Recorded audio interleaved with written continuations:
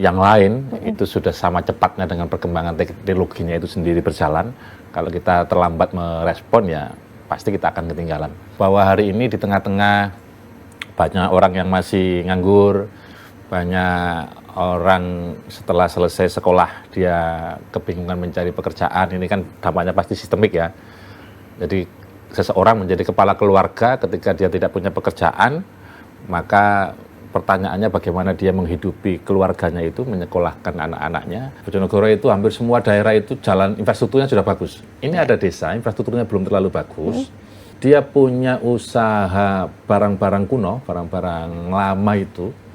Tahu nggak, customernya, buyernya itu dari Taiwan, dari Korea, dari Amerika, dari Australia. Padahal secara akses untuk menuju ke sana dia hanya susah. pakai Facebook. Semua sektor ini tidak bisa lepas atau tidak akan mungkin luput dari ini. Minimal ketika mereka butuh publikasi, itu kan pasti akan memanfaatkan ini.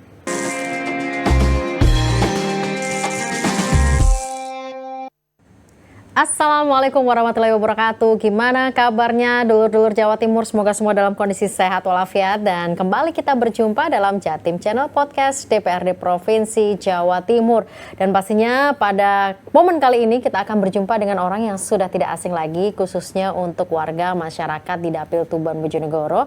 Karena beliau ini sering banget bersuara menyuarakan aspirasi masyarakat-masyarakat di sana. Dari Dapil 12 ada anggota Komisi A DPRD Provinsi Jawa Timur fraksi PKB, ada Mas Fauzan Fuadi, SIKOM M-Medcom. Apa kabar Mas Fauzan? Alhamdulillah baik, Mbak. Alhamdulillah. Ya. Nih gimana di tengah kesibukan beliau mau mampir ke Jatim Channel Podcast DPRD Provinsi Jawa Timur untuk kita ngobrol-ngobrol. Karena hari ini kita akan bahas masalah suatu hal yang urgent. Di tengah era digital ternyata ada pembahasan tentang kemajuan TIK, teknologi informasi komunikasi sebagai momentum pemberdayaan ekonomi masyarakat. Nah, sebelum masuk ke situ nih, gimana nih dengan kerjaan Mas Fauzan di Komisi A? Apa yang saat ini lagi hot atau yang lagi sering dibahas dan dibicarakan menjadi target utama? Sejauh ini ya landai-landai saja, tidak ada yang menjadi agenda prioritas kita, tidak ada. Masuk mau pihak PBD mau fokus di situ aja kita. Oke, kemudian selain itu mungkin kalau landai-landai, tapi kan kalau sekarang kita bicara tentang TIK, ini momentum pemberdayaan ekonomi, apa yang kemudian menjadi titik poin utama untuk ini dirasa bahwa ini perlu banget untuk disuarakan saat ini? Ya, dasawarsa terakhir ini kan kita semua paham bahwa kita semua mengikuti, menjadi pelaku, menjadi bagian yang tidak sekedar memperhatikan perkembangan ini. Sehingga menurut saya ini sesuatu yang mau tidak mau harus kita respon dengan baik, dengan cepat, karena kalau kita terlalu santai-santai dengan keadaan ini sementara yang lain itu sudah sama cepatnya dengan perkembangan teknologinya itu sendiri berjalan. Kalau kita terlambat merespon ya pasti kita akan ketinggalan. Dalam konteks tema yang sekarang sedang kita angkat, misalnya urusan perkembangan TIK ini dengan bagaimana kita memanfaatkannya untuk kepentingan memberdayakan ekonomi masyarakat misalnya, itu ya jelas bahwa hari ini di tengah-tengah banyak orang yang masih nganggur, banyak orang setelah selesai sekolah dia kebingungan mencari pekerjaan, ini kan dampaknya pasti sistemik ya. Jadi seseorang menjadi kepala keluarga ketika dia tidak punya pekerjaan, maka pertanyaannya bagaimana dia menghidupi keluarganya itu, menyekolahkan anak-anaknya. Ini tidak teratasi bisa berdampak kepada sektor-sektor lain yang terimplikasi langsung dari seseorang tidak punya pekerjaan ini. Jadi misalnya kriminalitas anak pengangguran jadi narkoba dan seterusnya itu. Banyak ya datanya. Kalau kita melihat pengangguran, datanya makin tinggi kah PHK, pengangguran untuk di Jawa Timur saat ini? Ya, datanya siapa? Kalau data kita jelas angka dari tahun ke tahun semakin tinggi, itu bisa dibuktikan setidaknya kemarin ketika ada job fair, betapa orang membeludak begitu. Mungkin banyak yang mencari pekerjaan mencari pekerjaan. Ada dalam setiap momen misalnya rekrutmen aparatur sipil negara kita lihat juga yang daftar berapa banyak orang. Sementara angkatan kerja kita kan semakin lama semakin bertambah, tetapi lapangan pekerjaannya tidak terlalu bertambah ya? Tidak jelas sebetulnya. Kalau tidak jelas ini gimana maksudnya ini? Kalau kita tanggap meng-create sesuatu menjadi punya nilai ekonomi, itu kan sebetulnya lapangan pekerjaan juga kan. Tetapi kan tidak semua orang melihat itu sebagai sebuah potensi, sehingga ya sudah, potensi ini nganggur tidur, nggak ada manfaatnya. Nah, kalau misalnya kita berbicara jujur dengan keberadaan dari teknologi informasi dan komunikasi, lalu bagaimana TIK ini bisa mendongkrak pemberdayaan ekonomi masyarakat? Karena jujur nih ya Mas ya, di Jawa Timur dengan peta masyarakat yang ada, dengan usia juga yang ada, mungkin tidak banyak juga yang paham dengan keberadaan teknologi informasi dan komunikasi. Hanya sebatas mungkin digunakan untuk ya berkomunikasi biasa, tapi tidak paham untuk bagaimana ini digunakan untuk memberdayakan ekonomi mereka. Penetrasi koneksi internet kita di Jawa Timur ini hampir 80% ya. 80%. Sehingga orang hari ini hampir mustahil kehidupan sehari-harinya tidak dipengaruhi oleh koneksi terhadap dunia maya. Nah, dari situ itu bisa kita tarik kesimpulan sebetulnya mayoritas warga kita di Jawa Timur ini juga sudah melek dengan media. Perkembangan teknologinya seperti apa mereka sudah paham. Nah, sekarang yang kita tuju ini perkembangan di sektor apa? Teknologi informasi ini luas, cakupannya terlalu banyak, tapi kalau yang akhir-akhir ini misalnya soal betapa kita tidak menghindari moda-moda transaksi jual beli di ekonomi kita yang tidak lagi mengandalkan tatap muka seperti dulu, tetapi orang hari ini tinggal bangun tidur sekalipun dia buka HP-nya, kepengen lapar beli apa keturutan, ada orang promo produknya kita tertarik, kita beli langsung bisa. Bahkan jam-jam tertentu di mana kita mungkin tidak membayangkan karena orang sedang istirahat, jam 1 dini hari, jam 12 dini hari, ada orang sedang endorse, ada orang sedang memasarkan produknya dan laku itu.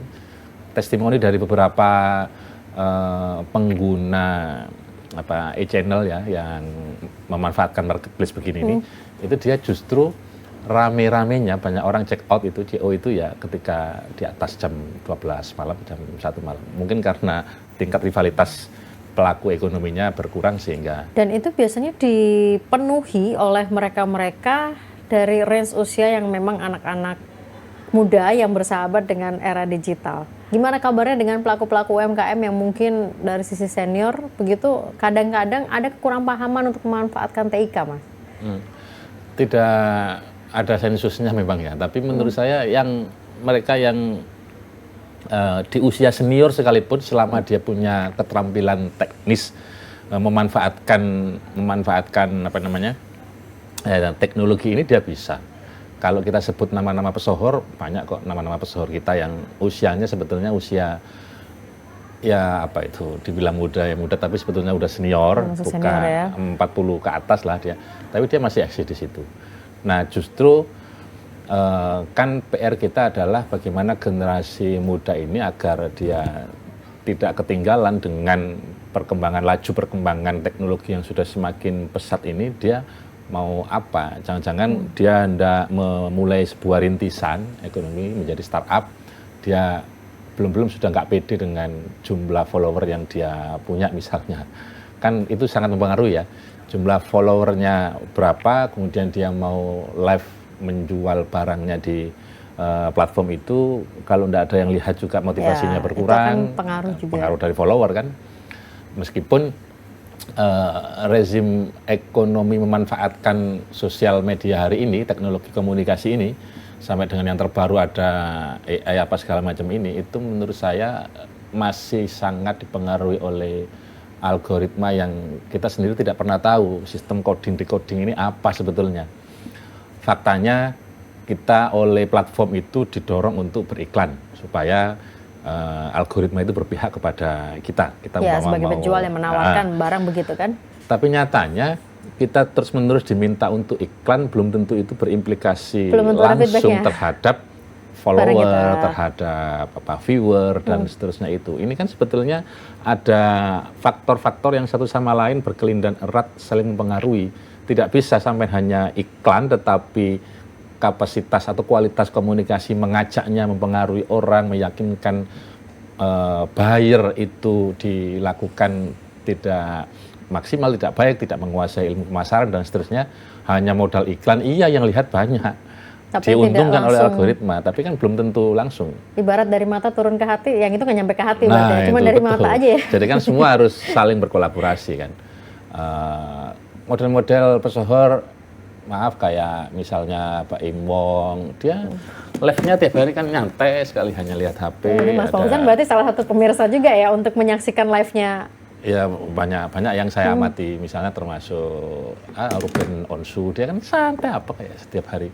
Teman-teman yang jualan, bahkan jualan jasa, bisnis jasa sekalipun, sekarang kan semua online.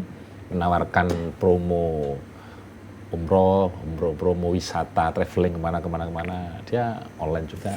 Tapi berarti ini akan menciptakan sebuah ekosistem di mana yang paham akan menjadi makin kaya begitu dan bisa memanfaatkan pemberdayaan ekonomi bagi mereka sendiri, sementara yang tidak paham maka akan berakhir sebagai konsumen yang memanfaatkan TIK tersebut. Ini maksudnya jumlahnya pun juga akan semakin terpisah jauh. Kalau makin kayanya itu klasternya klaster owner aplikasi ya, saya kira enggak lah, belum lah mungkin ya. Tapi sebagai orang yang bisa menikmati fenomena ini menjadi keuntungan bagi dirinya, yaitu otomatis kalau dia karena bisa dia memanfaatkan, dia paham, dia bisa memanfaatkan, dan itu macam-macam kan, kualifikasinya kan macam-macam. Ada yang baru sebatas dia tidak punya produk, tidak punya barang, dia menjadi afiliator, menjualkan produk orang. Ada yang dia mainnya betul-betul, ini kalau juga bukan orang yang paham kan dia tidak ngerti. Betul-betul dia hanya menyediakan produknya saja, tetapi penjualnya adalah dari banyak orang yang diajak kerjasama. Ada juga yang hanya sekedar taruh barangnya di lapak, tidak harus live ya, di lapak itu jadi lapaknya bekerja mencarikan untuk dia yang sedang tidur, padahal mesinnya ini kan tidak pernah tidur. Nah kayak begini nih complicated faktor yang bisa kita manfaatkan. Jadi tidak harusnya kita tidak berkecil hati misalnya mau masuk di sektor usaha di memanfaatkan teknologi informasi ini, karena semua eranya sudah begitu. Karena jujur kalau misalnya ini kan bukan hanya tentang barang yang dijual, kadang-kadang ada pesohor yang dengan channel podcastnya pun juga dia bisa meraup keuntungan yang cukup banyak begitu kan, dan dia bisa memanfaatkan itu. Artinya bagaimana ketika kita berbicara TIK ini untuk pemberdayaan ekonomi masyarakat, berarti kan tentu saja masyarakat yang disasar adalah masyarakat yang mungkin belum paham nih, Mas Fauzan. Gimana untuk bisa membuat mereka paham dan memanfaatkan TIK ini? Ya setidaknya kalau tidak bisa nyamai pesohor, menuju ke arah pesohor-pesohor itu. Saya sih yakin lambat laun pasti mereka akan melek juga urusan ini ya. Tapi konteks berbicara ekonomi dengan memanfaatkan teknologi ini kan menurut saya dua aspek lah. Pertama, orang mungkin cuan karena semata-mata untuk dirinya. Jadi entah apakah dia live, tampil online, lalu kemudian disawer, dia mendapatkan sejumlah monetisasi dari disawer kanan kiri itu, para followernya itu, termasuk seperti yang tadi Mbak Agnes sampaikan, bahkan politisi-politisi kita yang pasca dia menjabat, dia banyak mengelola sebuah podcast ya, channel podcast, yang kemudian dia dari situ dia juga monetisasi. Sebetulnya kan itu cuan juga. Tetapi yang level atau kualifikasi aspek berikutnya yang kemudian punya dampak ekonomi, ini kan berarti mau tidak mau berbicara soal e-commerce. Dulu ketika COVID itu saya masih di Komisi C, pernah suarakan untuk bisa nggak sih sebetulnya difasilitasi, dibuat oleh government, jangan swasta, karena kan government jelas kita bisa penyertaan modal di sini. Kemudian memanfaatkan e-channel yang dibiayai oleh APBD itu, masyarakat bisa memanfaatkan e-channel ini dengan sebaik-baiknya tanpa ada rasa kekhawatiran dia dicurangi oleh pemilik channel, Yang sekarang terjadi kan ada itu, makanya teman-teman demo besar-besaran karena menuntut transparansi atau keterbukaan dashboard antara saya sebagai customer Ya, dengan pemiliknya dan juga ya. Dashboard pemilih aplikasi. Kan itu kita nggak ngerti loh, nggak bisa saling lihat loh. Saya naik driver online, layanan transportasi online, saya kena cas 150.000. Berapa yang diterima oleh driver diserahkan oleh pengelola aplikasi kepada driver dan berapa yang dia potong. Aturannya kan ada sebetulnya, maksimal 10% atau berapa itu. Tapi faktanya yang diterima oleh driver itu selalu di bawah itu. Dan kita tidak pernah tahu karena dashboardnya bukan dashboard bersama. Kalau misalnya kayak begitu, artinya kan lagi-lagi masyarakat kita harus berbenturan dengan ya mungkin ketidaktahuan, ketidaktransparanan, dan mereka mungkin ya balik lagi mungkin aduh jadi saya harus gimana nih dengan TIK? Apa yang mungkin bisa dilakukan oleh teman-teman di Dewan sebagai penyalur aspirasi masyarakat begitu untuk bisa memberdayakan? Apakah memang ya kita masih dengan slogan UMKM naik kelas maka diajarkan untuk kita go menuju yang digital begitu, go digital dan segala macamnya. Apakah masih kita berkonsep seperti itu atau mungkin ada rencana-rencana lain dari teman-teman Dewan untuk bisa memberdayakan ekonomi masyarakat dengan keberadaan teknologi informasi dan komunikasi ini? Yang pasti kami individu-individu dan kolektif kelembagaan sebagai lembaga DPR Jawa Timur memang mesti terus-menerus harus intent untuk mendorong ini agar disuarakan. Setidaknya kalau suara-suara ini terus bergelora begitu kan orang rasa penasarannya juga ada terbangun mencari tahu dan seterusnya itu. Karena kalau hanya mengandalkan sentuhan atau intervensi kebijakan langsung kemudian dampaknya masyarakat yang dimaksud Mbak Agnes tadi itu mereka bisa melek, bisa aware dengan ini ya bisa, tapi dampaknya sebesar apa, seluas apa. Menurut saya ya memang mau tidak mau semua harus berkolaborasi. Seluruh kesatuan sektor ini, mereka dimanapun peran dan tugasnya di tengah-tengah lapisan masyarakat. Saya ambil contoh begini, sudahkah seberapa banyak hari ini SMK-SMK yang secara teknis memberikan bekal keterampilan kepada siswanya dan secara substantif memberikan bekal pengalaman dan wawasan kepada siswanya terhadap dunia baru ini. Wong sekarang, mohon maaf, saya beberapa kali mengadvokasi pesantren-pesantren di lingkungan kami di partai yang kepingin membuat jurusan baru di sektor ini ya, jurusan teknologi informasi lah intinya, nanti segala seluk-beluknya teknisnya mulai belajar coding sampai dengan belajar komunikasinya itu sendiri itu ketika sudah masuk ke provinsi ya kami hanya dapat informasi bahwa sedang ada moratorium pembuatan sekolah dengan jurusan baru. Nah kayak begini ini kan juga problem sebetulnya. Sudah ada kesadaran dari bawah untuk ini kan mestinya pemerintah ikut bergembira kan, ada komponen kepingin tanggap ambil alih terhadap situasi kayak begini, dia mau masuk mau mewarnai, tapi di sisi lain ternyata di sini masih belum siap ya. Tapi ya mohon maaf tidak bisa sepenuhnya kita persoalkan, kita salahkan karena ini ada regulasi dari atasnya lagi yang memang sedang belum memperbolehkan.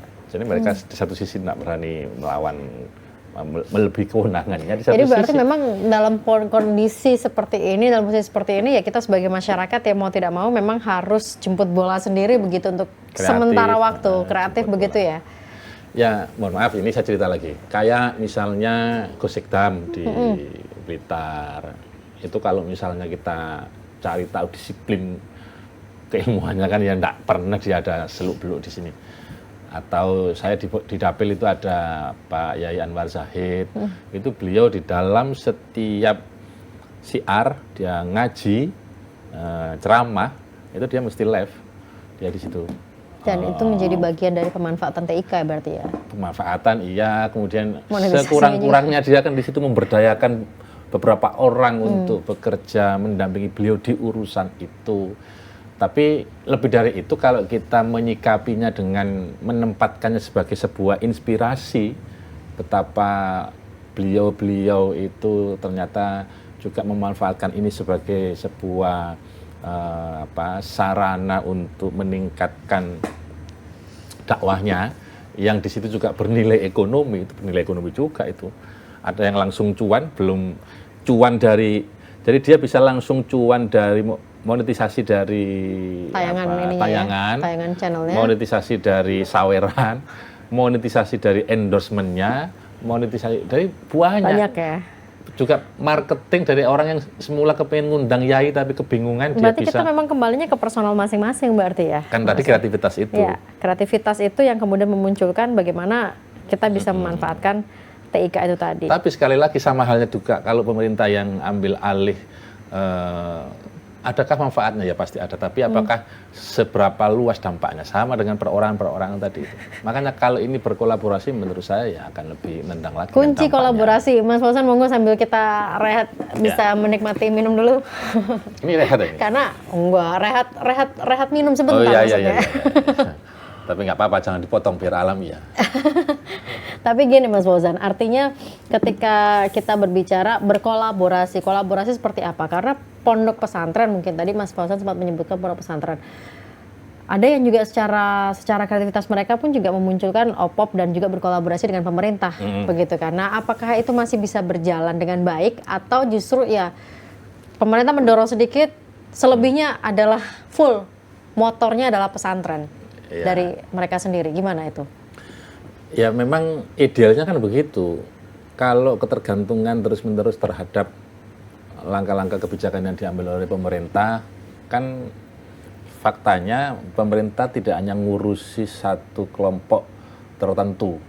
Tadi kalau disebut soal OPOP, mohon maaf, OPOP itu kan ya hanya menyasar sebagian kecil dari banyaknya jumlah pondok pesantren yang ada di Jawa Timur. Nah kalau ini misalnya dianggap baik, kemudian masih pondok pesantren itu saja yang mendapatkan fasilitas dan perhatian, lalu bagaimana dengan pondok-pondok pesantren yang lain? Nah sama sebetulnya, ini kalau kita berbicara resonansi kebijakan pemerintah terhadap masyarakat yang hendak merespon perkembangan teknologi ini kan kita mestinya banyak sebetulnya konteks berbicara teknologi ini, tetapi kalau tidak ada intervensi, tidak ada kehadiran dari pemerintah memberikan perhatian di sini, ya memang repot. Dulu sempat itu, tadi saya singgung sedikit tapi belum tuntas, ketika awal-awal COVID kan sempat Pemprov itu buat e-commerce sendiri sebetulnya, meskipun sektornya hanya baru sebatas di level Surabaya. Tempatnya kalau tidak salah di Jatim Expo itu salah satu yang untuk kemudian pengiriman, pembelian dan pengiriman ini ya dipusatkan di situ. Tapi kan tidak diseriusi ya. Padahal sudah selesai pasca Covid ya sudah nggak ada. Padahal selama ini swasta, orang per orang, anak-anak muda kreatif kita dari startup, dia merintisnya tidak butuh waktu 3-4 tahun dia bisa menjadi unicorn besar dan kemudian melayani banyak orang. Meskipun tantangan dan dinamikanya dari waktu ke waktu tetap ada lah, pastilah. Tetapi kan betapa hari ini peluang seperti ini kalau tidak diambil, tapi kemudian dimanfaatkan oleh kelompok atau orang lain, maka yang dirugikan itu kan warganya, masyarakatnya sebetulnya. Kita sendiri berarti Jadi mau nunggu pemerintah turun juga kelamaan, mau nunggu ini juga bingung juga. Tidak ada dari pusat sampai ke bawah, tidak ada kok kita. Padahal kan mestinya bisa. Itu kita gimana punya BUMD sekian banyak, tapi BUMD-nya, mohon maaf kalau bicara Jawa Timur ini ya, yang betul-betul mampu memberikan dividen istiqomah kepada APBD Provinsi Jawa Timur itu hanya 1-2 BUMD. Selebihnya itu hanya, mohon maaf, hanya menjadi beban APBD karena unit usahanya tidak sehat, tidak berjalan dengan baik, sehingga menjadi parasit bagi APBD. Kan dikit-dikit penyertaan, minta nama modal. Apakah tidak kemudian kita terpikir investasi di sektor ini, taruh sekalian, supaya bisa tapi kemudian kita berinvestasi sedemikian rupa dan akan ada banyak serapan tenaga kerja dari proyek ini yang kemudian efeknya itu bisa ke unit-unit usaha yang lain. Tapi jujur nih Mas Fauzan, kalau dari obrolan kita tadi berarti kan memang sebenarnya perlindungan ke masyarakat ini masih sangat kurang nih Mas Fauzan. Ya. Perhatian dan perlindungan. Kalau kita sih nyebutnya perlindungan, karena perhatian itu juga bagian dari bentuk perlindungan. Peran Kominfo juga sebagai apa istilahnya ujung sektor dari keberadaan teknologi informasi dan komunikasi juga seperti apa? Kalau masyarakat ujung-ujungnya harus ya sudah kita berkreasi sendiri dan berkreativitas sendiri kan susah juga ya. Kalau masyarakat disuruh bergerak sendiri begitu.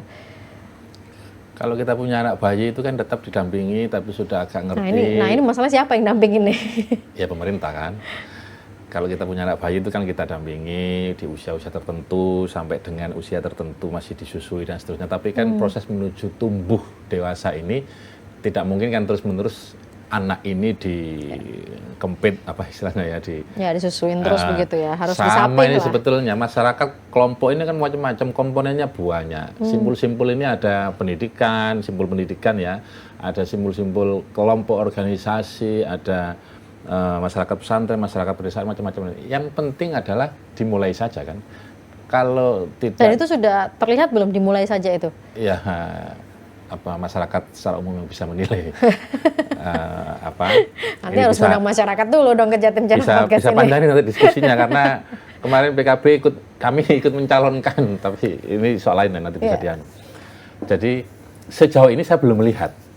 Baik. Sejauh ini saya belum melihat. Ya faktanya masyarakat ketika butuh mencari informasi, dia punya minat tertentu di sektor ini, kemudian dia kepingin mendapatkan perhatian, ini belum bicara bantuan permodalan ya, hanya baru perhatian bantuan perhatian life skill-nya itu pendampingan dia belum dapat. Kita bicara pendampingan pelatihan begitu ya. Pelatihan. Kalau toh ada, tapi mungkin hanya masih sebagian kecil begitu dari sejumlah dinas-dinas, entah itu dinas UMKM, perdagangan, itu ada pelatihan-pelatihan UMKM, tapi mungkin tidak maksimal begitu, Mas Fauzan.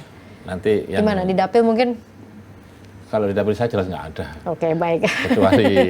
Kecuali saya memanfaatkan sendiri kegiatan atau program yang kemudian menyampaikan substansi pengalaman yang kami dapat, yang kami lihat itu kepada masyarakat yang di event tertentu mereka kami undang di acara-acara kami itu kami sampaikan.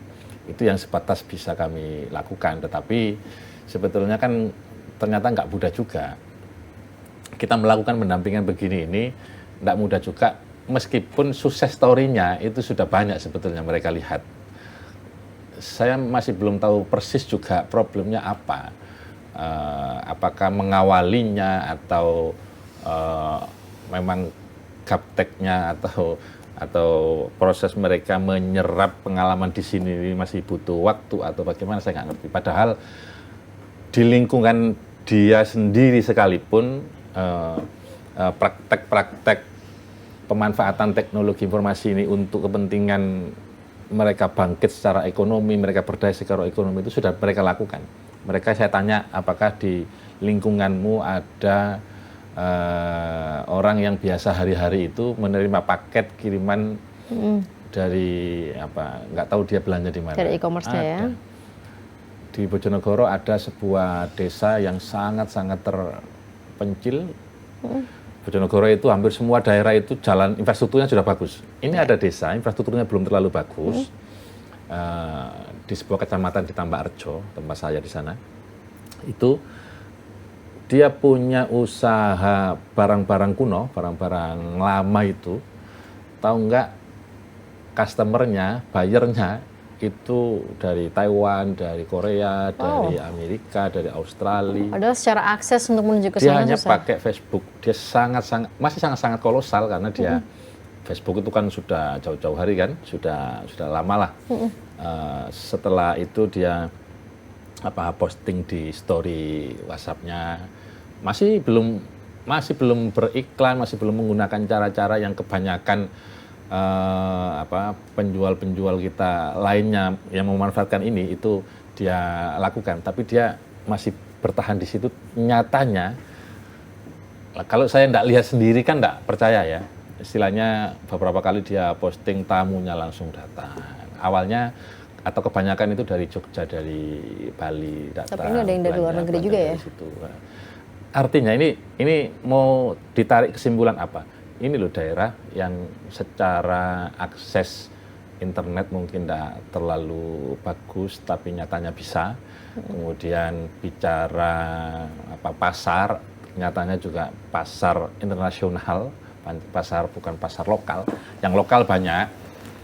Nah, ini kalau kemudian merambah sektor-sektor unit ekonomi yang lain, kok saya kira bukan tidak mungkin. Misalnya kita bicara ekspor kopi, bicara ekspor hasil pertanian kita, supaya semua itu katanya Kirun pelawak itu agar tidak semuanya itu embel-embelnya itu luar negeri gitu.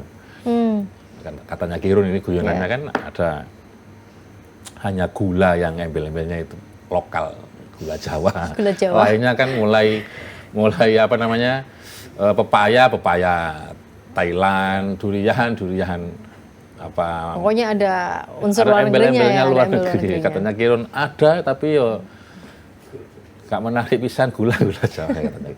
Nah, bukan tidak mungkin suatu saat nanti kita mesti percaya diri dengan produk-produk yang kita hasilkan, dengan kita memanfaatkan storytelling, memanfaatkan kan ada kan setiap platform e-commerce itu orang sekarang beli kan karena ulasan, karena storytelling.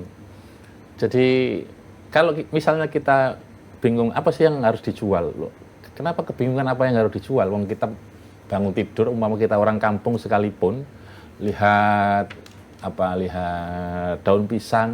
Sekarang banyak kok negara-negara yang butuh dikirim daun pisang. Itu bisa juga ya? Bisa kan, artinya kan kreatif. Di tempat saya di desa, di Kecamatan Kepo Baru di Bojonegoro, itu saya sedang mendampingi UMKM di sana yang menjual kue kering, kue atau keripik ya, keripik kering dari yang diolah dari dagingnya pohon pisang. Apa kok dagingnya pohon pisang, apa itu ya? Pelepahnya pohon pisang itu loh. Ontong? Bukan ontong, kalau ontong kan yang di sayur itu. Jadi batang pohon pisang, gedeboknya itu dipotong, dibersihkan, dicuci bersih, kemudian diberi tepung, digoreng, dijual. Dan itu bisa jadi kan uang juga sebetulnya. Jadi bukan masalah. Tapi yang kayak begitu sebenarnya ada pendampingan nggak dari pemerintah setempat di situ? Itu kebetulan yang mendampingi saya. Berarti pendampingan. Tapi saya mungkin dianggap bagian dari pemerintah ya nggak tahu. Kan artinya kan begini, pendampingan katakanlah mungkin di dapilnya Mas Fauzan ini memang hanya sebatas pendampingan karena Mas Fauzan konstituensi begitu kan. Sementara kalau dari pemerintah sendiri masih belum menyentuh sampai ke sana berarti ya. Padahal pendampingan itu harusnya mulai dari perencanaannya itu sampai dengan mulai dari hulunya sampai dengan hilirnya itu harus betul-betul. Karena ini yang memproduksi. Kalau sekedar cari uang, mungkin dia tidak berpikir itu. Dia misalnya punya skill apa ya, sudah langsung ya. Tema ini ya, tema TIK ini ya, dia mungkin akan pengen jadi endorsementnya, pengen jadi apalnya, kan bisa aja. Tapi ini dia kebetulan UMKM yang kepengen didampingi, yang butuh pemasaran, butuh menjual produknya itu ke masyarakat, ke calon pembeli di luar yang minat dengan itu, kan berarti perlu ada promosinya dulu. Tapi promosi itu kalau barangnya tidak dikemas dengan bagus ya tidak bisa. Berarti butuh ada pengemasan barang, produk kemasan produknya, pemasaran, terus kemudian peralatan teknologi informasinya juga. Bayangkan produk kayak begitu itu kalau dihasilkan oleh orang Kepo Baru Bojonegoro, dijual lagi di Kepo Baru Bojonegoro, apa laku? Kan ya nggak akan laku. Di sekeliling masing-masing sudah ada gedebok pisang. Kalau kepengen kan ya misalnya bisa buat sendiri. Dan ini dia kan butuh untuk yang mendampingi, yang benar-benar membawa dia untuk orang bisa di luar ini tahu dan tertarik, yang mengenalkan beli. Sarana prasarana TIK untuk kemudian bisa dimanfaatkan untuk menjual produknya begitu ya. Iya. Kan mungkin barangnya belum kita produksi tapi fotonya sudah ada, kita tinggal posting di oranye, di hijau apa di hitam. Masing-masing kan ada lapaknya masing-masing ya. Berharap suatu saat kan ya tidak bisa langsung mungkin berapa lama kemudian ada orang baru tertarik. Karena lapak kita itu kalau tidak diiklan ya juga tidak langsung orang datang. check out, sudah tahu nanti Kan baca. kadang-kadang lihat dulu, masih mikir-mikir, nggak langsung beli begitu ya. Tapi filosofi kuno itu pasti masih berlaku menurut Apa saya. itu? Jadi kalau ada yang jual pasti ada yang beli. Ya, Iya ada kan? yang memproduksi berarti ada konsumennya. Ya. Ada sarana prasarana TIK berarti ada yang menjadi produsen, ada yang menjadi konsumennya berarti ya. Dan pasti laku. Jika tidak hari ini, Besok. minggu depan. Dan kayak lagu berarti. Kayak Entah lagu. kapan begitu ya. Minggu depan tah. Jika Tapi tidak gini, minggu depan, bulan depan. Bulan depan. Pasti laku kan. Loh, tapi kan nggak rugi apa-apa, wong ini hanya ditempel barangnya. Dia misalnya di rumah itu ngajar, dia masih bisa ngajar. Dia misalnya di rumah itu meracang, kelontong, dia masih bisa tapi kelontong. kalau kita menggunakan konsep kayak begitu ya, pemerintah pun juga nanti menggunakan konsep yang sama. Entah kapan kita akan datang begitu. Kalau nggak hari ini, entah besok, entah bulan depan kami akan kunjungi untuk pendamping. Dan itu jangan sampai. Tapi gini Mas Fauzan, artinya kalau misalnya nih ada dari dulur Jawa Timur yang menyaksikan Jatim Channel Podcast ini pengen datang karena kan TIK ini kan menjadi salah satu tupoksinya Komisi A begitu kan di Mas Fauzan juga. Ya kebetulan kami bermitra dengan Dinas Kominfo. Nah, betul. Kominfo kan mestinya menangani ini. Boleh nggak kalau misalnya yang bukan dapilnya Mas Fauzan ini datang ke Mas Fauzan ngobrol-ngobrol begitu? Boleh. Saya sedang menggagas pelatihan viral. Apa itu pelatihan viral? Ya pelatihan supaya viral. Padahal saya sendiri belum viral ya. Nggak, maksud saya adalah setidaknya ketika orang tahu ilmunya viral, ketika dia belum viral sekalipun, itu kan urusan. Itu bisa memviralkan. Itu kan ada faktor laginya juga kan, ada faktor kontinuitasnya juga. Saya pernah viral sebetulnya 2 kali, yang ngukurnya akun sosmed saya diserbu, digeruduk banyak buzzer yang mulai dari yang respect sampai yang tidak respect. Dan itu sebenarnya bisa dimanfaatkan juga ya untuk endorse-endorse yang lain begitu ya. Sebetulnya. Pertama waktu itu ketika kasusnya Ayu Ting Ting di Bojonegoro. Ayu Ting Ting itu keluarganya datang ke Bojonegoro pada saat COVID. Nah, bisa dicari lah itu di Google itu. Nah, itu supaya viral juga. Itu salah satu trik supaya viral. Kalau diceritakan di sini nggak jadi viral. Jadi, makanya harus dibuka dan dicari itu sendiri. Tahu-tahu akun saya itu diserbu banyak bukan buzzer sih, itu apa itu ya? Apa itu istilahnya ya? Orangnya penggemarnya Ayu Ting Ting netizen lah kita netizen, bilang. Entah haters netizennya lah, ini ya. netizennya itu. Sampai jutaan kan lumayan itu.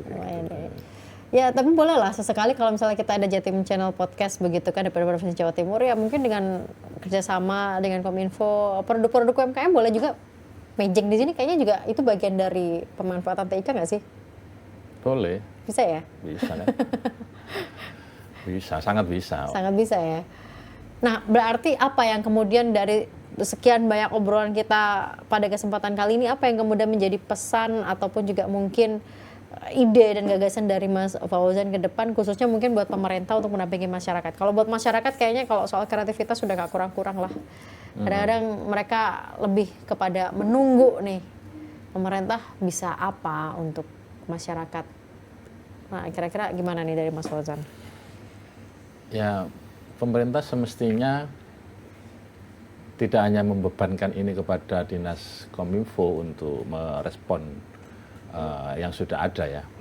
Karena semua sektor ini tidak bisa lepas atau tidak akan mungkin luput dari ini. Minimal ketika mereka butuh publikasi, itu kan pasti akan memanfaatkan ini.